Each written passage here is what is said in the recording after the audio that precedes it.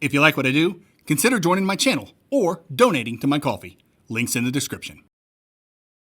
Hey, this is the Metroidvania Guru, and welcome back to my Metroidvania Impression series, where I give you my impressions on a Metroidvania, and it's a series.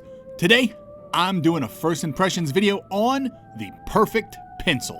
Before we get started, this video is sponsored by Studio Sima, and if you want to check the game out for yourself, there's a link right at the top of the description and in the pinned comment. Big thanks to Studio Sima for supporting the channel. So, the Perfect Pencil is a brand new Metroidvania that just launched, and it immediately grabbed my attention with its hand-drawn style and bizarre imagery. I mean, the protagonist has a camera or projector for a head. That's pretty eye-catching. And with the way the devs talked about its story and themes around what it means to be human, I was more than intrigued. Hey, Future Luke here, editing this video. I've actually completed the game at this point, a little over 20 hours. It's pretty big and a nice bang for your buck, in my humble opinion. Anyway, I just wanted to interject that the Perfect Pencil story is wild, and that is an absolute compliment. It's allegory after allegory about how emotions shape the human condition, how they warp our perception of reality and even society, and it all plays out like a deranged fairy tale from biome to biome. It's clever, strange, surreal, and a whole lot of fun to interpret. I just wanted to get that in here so you get my genuine take on the story. Let's continue. And it makes sense once you know that the story was inspired by the creator's own experiences with anxiety. You could feel the personal touch in the way each biome reflects a different emotional struggle. On the gameplay front, you're thrown into these challenging platformer battles while slowly unraveling this surreal, psychological narrative that swings between dark introspection and, what did I just say, humor. Hey, Future Luke again. The Perfect Pencil is actually hilarious. So many of the choices in the dialogue trees had me LOLing out loud IRL. It was a perfect complement for some of the darker themes this game explores. Okay, I'll shut up now. And the best part is, the Perfect Pencil is out now on Steam and Nintendo Switch. Link in the description and pinned comment. Anyway, let's dive into my first impressions, the art, the tone, the exploration, the combat, all of it, so I can give you a feel for what this hand-drawn fever dream of a Metroidvania is doing differently. So, the first thing you notice in the Perfect Pencil is its art and imagery. And I don't know how to sugarcoat this for you, you're gonna see some really weird stuff in this game. The first biome, the soft forest, is overflowing with baby-themed visuals. NPCs, enemies, the environment, everything leans into this infantile motif. And as you progress, you start to understand what all of this represents for the story and for John as a character, which is really cool, he said vaguely to avoid spoilers. And that's the running motif of the Perfect Pencil. In the biomes I played for the Impressions video, each one had a distinct emotional theme, not just in the visuals, but in how the characters inside it cope with that emotion. The soft forest, for example, is basically an allegory for retreating into a safe space when life becomes overwhelming. It's full of pillows, warm mold, and a cozy hotel run by a granny who wants everyone to feel protected from the outside world and from themselves. But then you start to see how that safety becomes a trap. Characters cling to comfort to avoid growth. Some hide behind distractions, others refuse to move forward, and the whole place becomes this surreal portrait of emotional stagnation. It's a fantastic first step into the game's exploration of the human psyche, and the way it unfolds tells you a lot about John's internal journey.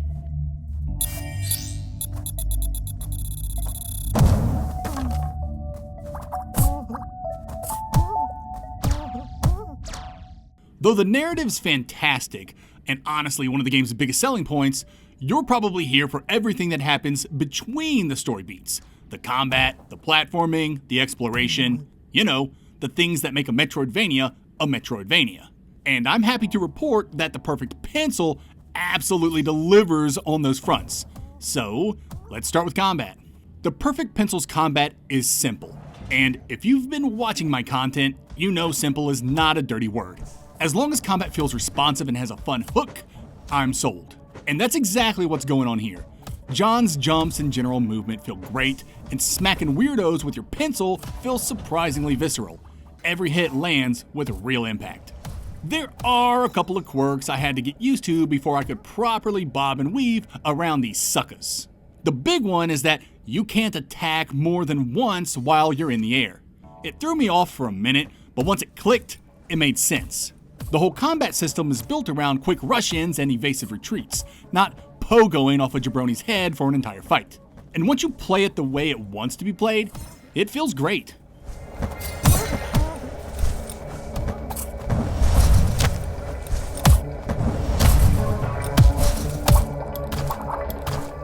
Of course, John has other attacks at his disposal. These are called projections, and they use MP, or courage, to activate.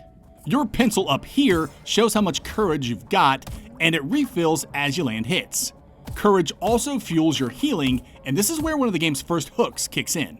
Instead of chugging a flask, John has to activate a healing strike and then, you guessed it, actually hit an enemy to recover HP. It's a great twist on healing, and I loved it. The more risk reward you bake into combat, the better, I always say.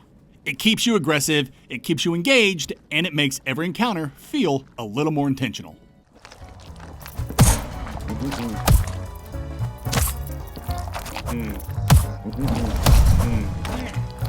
This brings us to our next big hook, charged attacks. As you progress, you'll meet this martial artist who sells you new techniques, and some of those techniques revolve around charged attacks. Normally in other games, you hold the attack button, build up power, and release to swing. In the Perfect Pencil, it works a little differently. The attack actually triggers after a set amount of time, so you swipe with your pencil, pause as John gathers strength, and then the hit swings automatically. It's a bit different, but I liked it a lot. The timing gives combat this almost rhythmic quality, and getting into a flow feels great. Doing a charged attack mid-air even gives John a bit of hang time, which adds a surprising amount of strategy. And later on, you can unlock a double charged attack that lets you chain two of them back to back if you time your second swing properly. It's very cool. And while we're on the topic of combat, I've got to mention a mechanic called perspectives. These are basically John's accessories, and they modify him in all kinds of ways so you can build him to your playstyle. Want a setup where your healing strike hits harder and heals more? There's a perspective for that. Want your courage to refill faster so you can fire off more projection attacks? Yep, perspectives for that too. There's a lot more going under the hood here. Perspectives evolve over time, and each one comes with a trade-off that gives you something good and something less good. But I'll save the deep dive for my full review. For now, just know you can customize John in a ton of different ways as long as you find the filaments that become perspectives scattered throughout your journey. You didn't think these modifiers were just going to be handed to you, did you? Boss time! I don't want to say too much about the bosses because I want you to discover them for yourself.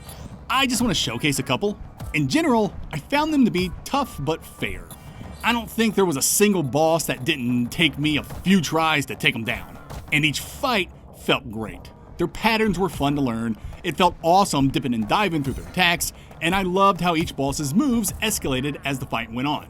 But the piece de resistance is landing a charged attack on these dweebs. It takes sharp timing and a real understanding of their movesets, but when you nail it, oh man, it feels good. And the designs? Fantastic. Most character designs in the Perfect Pencil reflect the emotion or coping mechanism tied to their biome, and the bosses take that idea and crank it up.